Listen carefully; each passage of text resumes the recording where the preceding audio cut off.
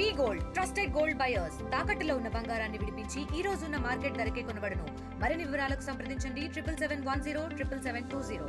ఇంచుమించుగా సంవత్సరం తర్వాత పాత్రికేయ మిత్రులను ఉద్దేశించి నేను ప్రసంగిస్తా ఉన్నాను. ఈరోజు శ్రీకాకుళం జిల్లా రెడ్డి సంక్షేమ సంఘం ఆత్మీయ సభకు నన్ను ఆహ్వానించడం జరిగింది.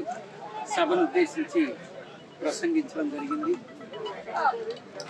ఇటువంటి సమావేశాలు మరి అన్ని జిల్లాల్లో కూడా నిర్వహించుకోవాలి అన్నటువంటి విషయాన్ని ఒక్కాడించడం జరిగింది. సామాజిక వర్గానికి సంబంధించిన విషయాలు పక్కన పెడితే రెండు విషయాల్ని ముఖ్యంగా పాత్రికేయ మిత్రులతో నేను షేర్ చేసుకోవడం జరుగుతుంది. ఒకటి,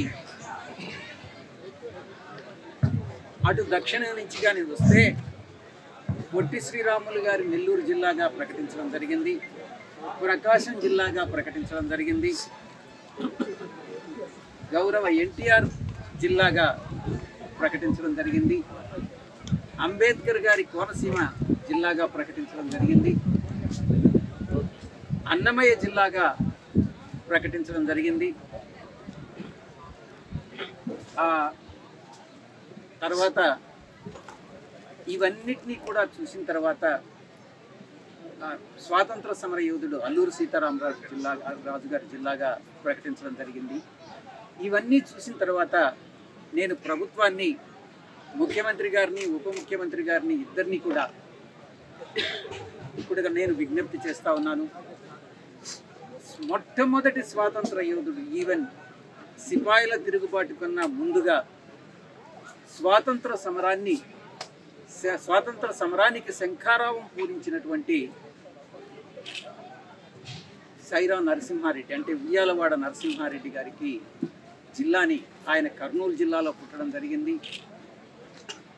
ఆ జిల్లాని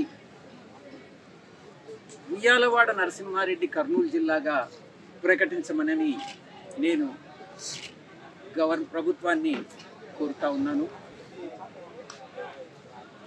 అలా చేసినట్లయితే ఒక స్వాతంత్ర సమర యోధుడికి, ఒక సామాజిక వర్గాలకి చూడకుండా మనం ఈ యొక్క పేర్లు పెట్టినట్లయితే వారిని, ఆ యొక్క సామాజిక వర్గాన్ని గౌరవించినట్టు అవుతుంది అన్నటువంటి విషయాన్ని తెలియజేస్తాం.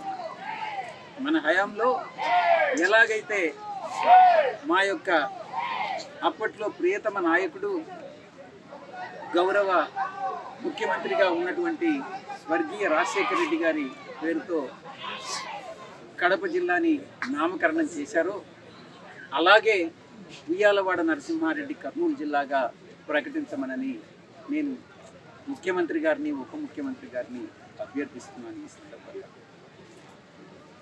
ఇక ఈ యొక్క భవన నిర్మాణానికి సంక్షేమ సంఘం, రెడ్డి సోదరుల సంక్షేమ సంఘం యొక్క భవన నిర్మాణాన్ని పూర్తిగా దానికి అయ్యే ఖర్చులు నేనే భరిస్తాను అన్నటువంటి విషయాన్ని నేను తెలియజేసుకుంటూ, ఈ యొక్క ఈరోజు రెడ్డి సోదరుల ఆత్మీయ సభకు హాజరు కావడం నాకు నిజంగా చాలా సంతోషదాయకరమైనటువంటి విషయం.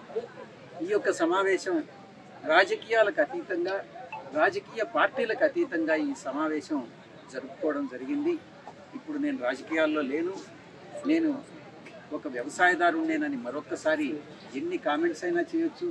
చాలామంది ఇంటర్నెట్, సోషల్ మీడియా మూలంగా చాలా సెటైర్లన్నీ వేస్తూ ఉన్నారు. ఇవన్నీ కూడా నాకు తెలుసు. ఎప్పుడు మా యొక్క తండ్రి గారు వ్యవసాయవేత్తే, నేను చార్టెడ్ అకౌంటెంట్ అయ్యి ఆ తర్వాత రాజకీయాల్లో వచ్చి వివిధ పదవులు చేసిన తర్వాత తిరిగి రాజకీయాల నుంచి విరమించుకోవడం జరిగింది. నేను ఏ పార్టీలో చేరలేదు. కొంతమంది అన్నట్టుగా నేను ఏ ప్రలోభాలకి లొంగలేదు, ఏ పార్టీలో చేరాలని నేను అనుకోలేదు, ఎటువంటి భయాలకు నేను లొంగేవాడిని కాదు. నా మీద చాలా ఒత్తిళ్ళు వచ్చాయి, చాలా ఒత్తిళ్ళు వచ్చాయి. ఆ ఒత్తిళ్ళన్నిటికీ కూడా నేను లొంగలేదు అన్నటువంటి విషయాన్ని పత్రికాముఖంగా నా పాత్రికేయ మిత్రులందరికీ కూడా నేను తెలియజేసుకుంటా ఉన్నా. ఇక మీరు ఏదైనా ప్రశ్నలు అడిగితే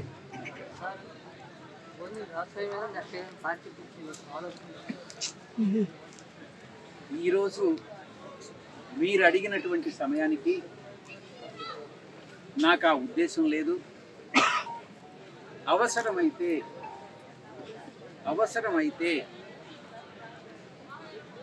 ఈ యొక్క ఆంధ్ర రాష్ట్రంలో పరిపాలన కుంటుపడినా లేకుంటే నేను రాజకీయాల్లో తిరిగి ప్రవేశించాల్సినటువంటి అవసరం వచ్చినా నేను వెనుకాడను అన్నటువంటి విషయాన్ని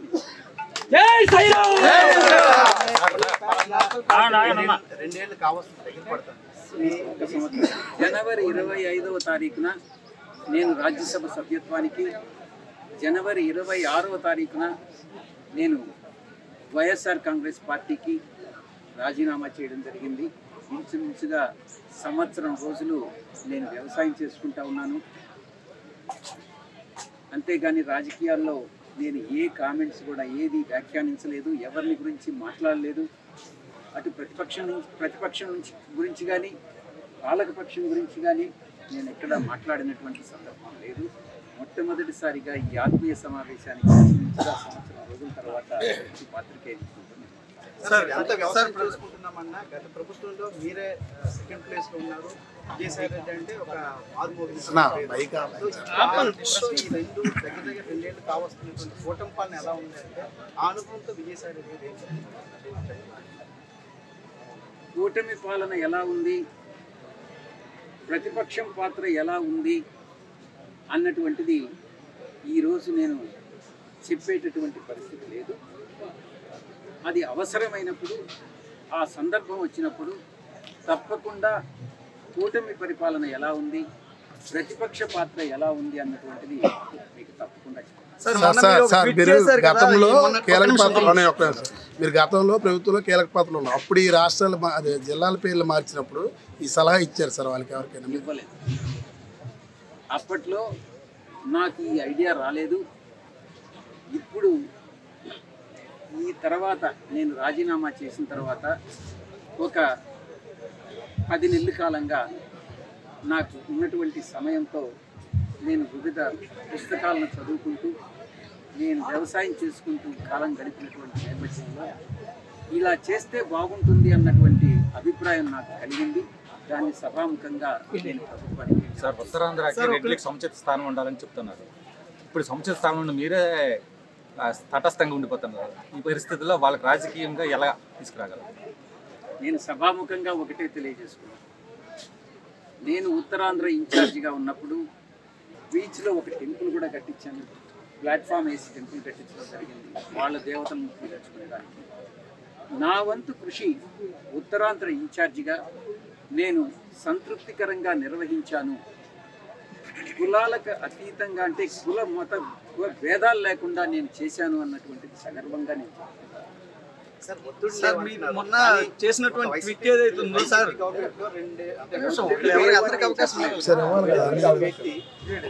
విపరీతమైనటువంటి ఒత్తిడి నా పైన వచ్చింది. ఒత్తిళ్లకు లొంగలేదు, భయపడలేదు. ప్రలోభాలకు లొంగే వ్యక్తి ఈ విజయసాయి రెడ్డి కాదు, భయానికి లొంగేటటువంటి వ్యక్తి ఈ విజయసాయి రెడ్డి కాదు అని నేను. అదే అటువంటి వ్యక్తి ఎందుకు ఈ మార్పు వ్యవసాయం వైపు ఎందుకు అంతగా మళ్ళీ ఒక వెలిగినటువంటి వ్యక్తి అంత మార్పు కారణం మారినటువంటి రాజకీయ పరిస్థితుల్లో వైఎస్ఆర్ కాంగ్రెస్ పార్టీలో నేను గతంలో చెప్పినట్టుగా మా యొక్క అధినాయకుడి చుట్టూ ఉన్నటువంటి కోటరి నా పట్ల వ్యవహరించినటువంటి తీరు, మా నాయకుడు వారి మాటలు విని నేను ఒక అంతర్మథనానికి లోనై ఒక నిర్ణయం తీసుకోవడం జరిగింది. అంతేగాని వేరే ఇంకేది సార్. ప్రధానంగా వైసీపీలో మీరు నెంబర్ 2గా ఉన్నారు. జగన్మోహన్ రెడ్డి తర్వాత మీరే. అలాంటి పరిస్థితుల్లో ఇప్పుడు మీరు లేకపోవడంతో ఒక చాలా కార్యకర్తలు కానీ నేతలు కానీ ఒక గ్యాప్ ఉంది అనేటటువంటి దీనిలో ఉన్నారు. వాళ్ళు కూడా చెబుతున్నటువంటి పరిస్థితులు మేము వింటున్నాము. నేను అట్లయితే అలా భావించట్లేదు. జగన్మోహన్ రెడ్డి గారు సమర్థుడు, ఆయన పార్టీని మేనేజ్ చేసుకోగలడు. నేను ఒక్కటే ఆయన్ని అభ్యర్థిస్తున్నాను, చుట్టుపక్కల ఉండేటటువంటి నిబద్ధత లేని వ్యక్తుల మాటలు వినవద్దు అని ఒక్కటే నేను జగన్మోహన్ రెడ్డి గారిని ఈ సందర్భంగా అభ్యర్థిస్తాను. వారి మాటలు, నిబద్ధత లేని వ్యక్తుల మాటలు, చుట్టూ ఉన్నటువంటి వాళ్ళ మాటలు విని ఆయన తప్పుదారి పట్టించుకో. అదే పరిస్థితి కొనసాగితే కనుక 29 పరిస్థితి ఏంటి సార్? నాకు తెలియదు, నేను భవిష్యత్తు వాడిని నేను వినిపించలేదు.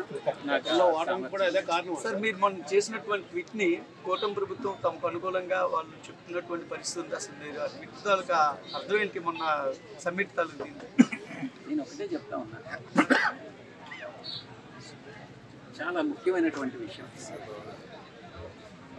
రాజకీయ నాయకులందరూ, రాజకీయ పార్టీలందరూ కూడా, అన్ని పార్టీలు ప్రజలను ఎలా మభ్య పెడతారు అన్నటువంటిది ఇది ఒక ఉదాహరణ.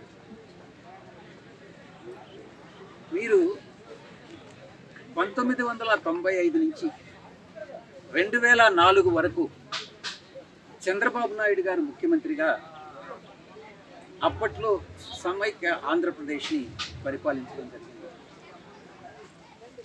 అప్పట్లో నాకు తెలిసి 3ో 5ో బిజినెస్ సమ్మిట్లు పెట్టారు ఆయన. పలుసార్లు స్విట్జర్లాండ్లో డావోస్కి వెళ్ళడం జరిగింది. కొన్ని లక్షల కోట్లకి ఎంఓయూలు ఎంటర్ కావడం జరిగింది. ఆ తర్వాత మళ్ళీ తిరిగి 2014లో బాబు గారు అధికారంలోకి వచ్చారు.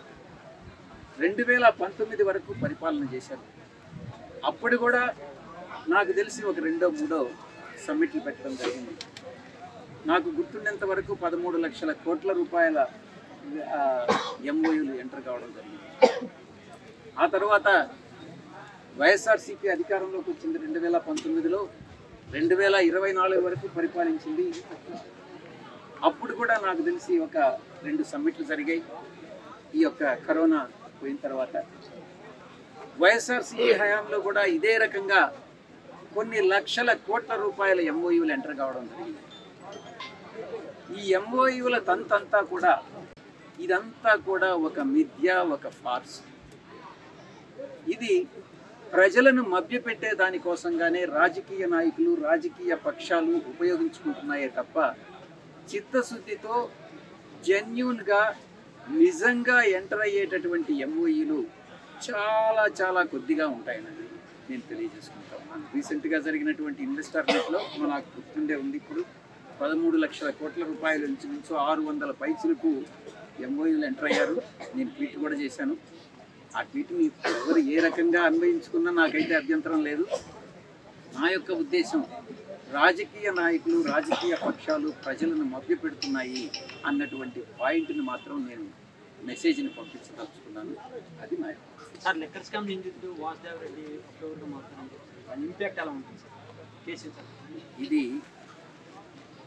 ప్రస్తుతం విచారణలో ఉన్నటువంటి విషయం. దీని గురించి నేనేం మాట్లాడాను సార్? ఒక మాట అండి, రాజకీయంగా ఇక్కడ ఉన్నటువంటి రెడ్డిలకి చైతన్యం కావాలని మీరు కోరారు. దానికి మీ సహాయ సహకారాలు ఎలా ఉంటాయి? దానికి సంబంధించినటువంటి నాయకులు ఎవరైనా ఉంటారు? మీరే చూస్తారు కదా, వెయిట్ చేయండి, తొందర ఎందుకు? సార్ ఏ బుక్స్ చదువుతున్నారు? వ్యవసాయం ఏ వ్యవసాయం చేస్తున్నారు? బుక్స్ వల్ల వచ్చిన మార్పులు ఒక పుస్తక పఠనం అనేటటువంటి గొప్ప విషయం. నేను మామూలుగా నాకు ఇంట్రెస్ట్ ఉండే సబ్జెక్టు ఖగోళ శాస్త్రం. నేను ఏదో చార్టర్డ్ అకౌంటెంట్ అయ్యాను, కానీ ఎక్కువ పుస్తకాలు నేను ఖగోళ శాస్త్రం రాష్ట్రాలు. కొన్ని పుస్తకాలు చరిత్రను గురించి కూడా నాకు చాలా ఇష్టం. చరిత్ర కానీ, లేకుంటే జియాలజీ కానీ, లేకుంటే జీవరాశుల పరిణామక్రమం కానీ, లేకుంటే ఖగోళ శాస్త్రం గురించి పుస్తకాలు ఎక్కువగా ఇష్టం. దానిలో ఉన్న ఉన్నటువంటి ఆనందం అంతే కదా. ఉత్తరాంధ్ర ఉత్తరాంధ్ర మొట్టమొదటిసారికి ఇక్కడ మీకు ఒక విషయం చెప్పాలి. వైఎస్ఆర్సీపీలో ఉన్నప్పుడు 2011 నుంచి నేను వైఎస్ఆర్సీపీలోనే అటాచ్ అయ్యాను. 2025 ఈ యొక్క 10 సంవత్సరాల కాలం అంటే 13-14 సంవత్సరాల కాలం అన్ని జిల్లాల్లో ప్రతి జిల్లాలో ఉన్నటువంటి అప్పట్లో ఉన్నటువంటి 13 జిల్లాలకి ఒక కడప జిల్లా తప్ప మిగతా 12 జిల్లాలకి ఏదో ఒక సమయంలో నేను రీజనల్ కోఆర్డినేటర్గా పనిచేశాను, కేంద్ర కార్యాలయంలో పనిచేశాను. నేను ఉత్తరాంధ్రకే పరిమితం కాలేదు, ఉత్తరాంధ్రకి ఎక్కువ కాలం పనిచేశాను. మిగతా అన్ని జిల్లాల్లో కూడా పనిచేసినటువంటి అనుభవం నాకు. కాబట్టి ఒక్క శ్రీకాకుళం జిల్లాకే పరిమితం అవుతాననేటువంటిది కరెక్ట్ కాదు. శ్రీకాకుళం జిల్లాకి చేయాల్సిందంతా కూడా చేస్తాను అని సార్, హైకమాండ్ ఒత్తిడితోనే టీటీడీ లడ్డూలోని కల్తీ నెయ్యిని అడ్డుకోలేకపోయిందని చెప్పి ధర్మారెడ్డి అన్నారు. విచారణలో ఉంది కదా కేసు, దీని గురించి నేను కామెంట్ చేయొచ్చా? కోర్టు పరిధిలో ఉన్నటువంటి విచారణ పరిధిలో ఉన్నటువంటి అంశాలని గురించి మనం మాట్లాడుతున్నాం. Local to global news at your finger tips. మీ చేతిలో ఒక ఆయుధం. Download R TV app. Media legend Ravi Prakash is back.